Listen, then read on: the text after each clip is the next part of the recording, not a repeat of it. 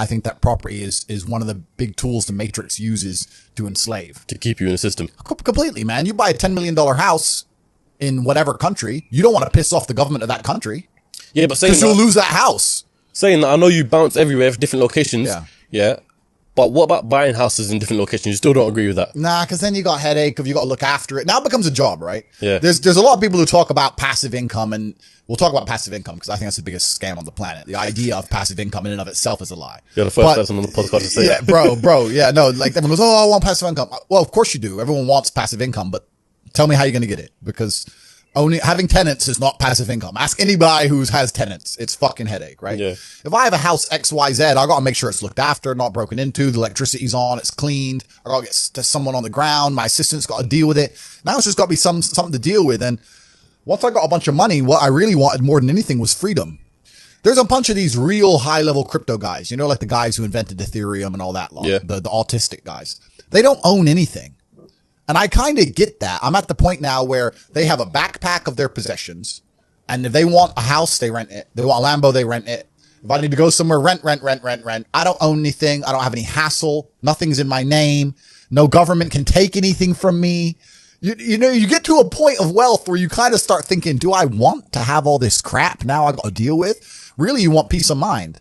And I have enough troubles in my head. I don't need to be worried about my mansion in Santa Monica, which has been broken into. And I don't even go there. Do you know what I mean? It's just long. So that's that. And then also what I was saying earlier about property being a tool to the Matrix. If you buy a $10 or $20 million property under a government, you can't piss that government off. You can't disagree with that government. You can't, if the tax authority of that government says you owe them money, you better fucking pay it.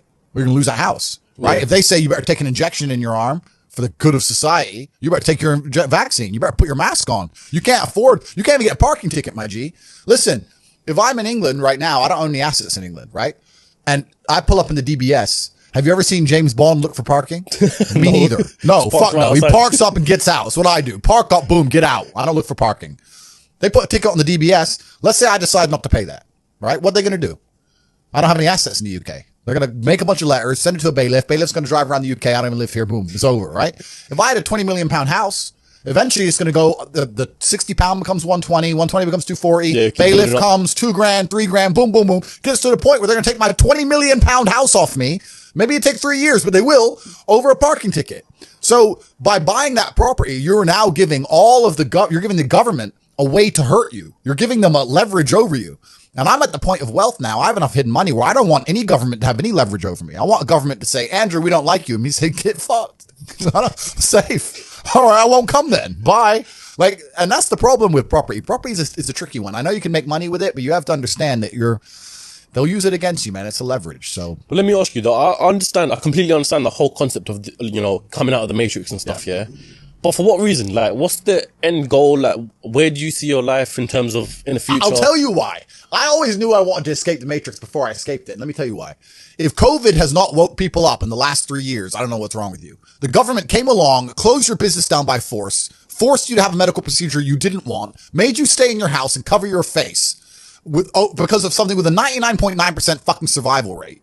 They come along and literally broke every single rule. They broke the Geneva Human Rights Convention. Every single law that they wrote themselves, they just broke them all under the guise of safety. More people committed suicide from mental health issues, or more people died from missed doctor's appointments for real diseases because of this crap. They came along and did it because they were told to by someone above the government, because the government's not even in charge of anything.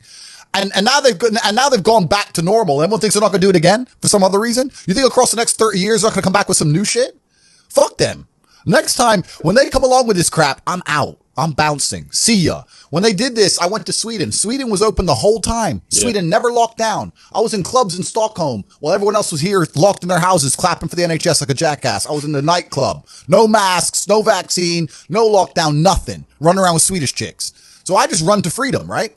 But if I had, let's say, a big property within the UK, I can't just say, fuck the UK. Yeah. So once you escape the Matrix and you try and find a way to get your wealth outside of the system, then you can exist geographically anywhere. And once you can do that, then laws don't really apply to you. If they made a law in the UK I was unhappy with, I'd just leave.